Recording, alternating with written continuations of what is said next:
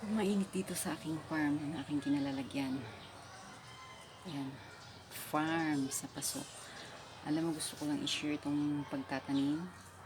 Kapag wala tayong farm, meron tayong maliit na backyard na sumisikat ang araw, naiinitan siya, gawin natin.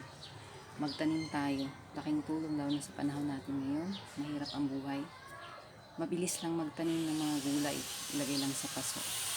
Ito ipapakita ko sa inyo kung paano magtanim ng sibuyas. Marami na akong finished products ng mga sibuyas dito. Nasa paso lang.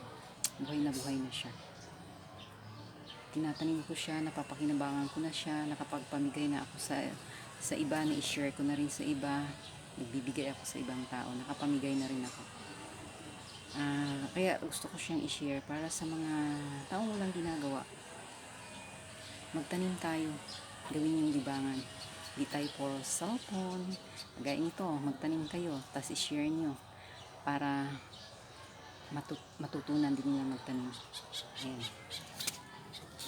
Kung may mapupulot kayong aral sa akin, i-share nyo rin.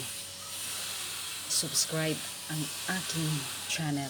Ayan, ito yung sibuyas na tinanim ko, marami siyang damo. Bubunutin ko pa yung mga damo. Dami niyang damo. Ayan, meron din tumutubo na Thai basil. Tatanim ko rin yan. Ito yung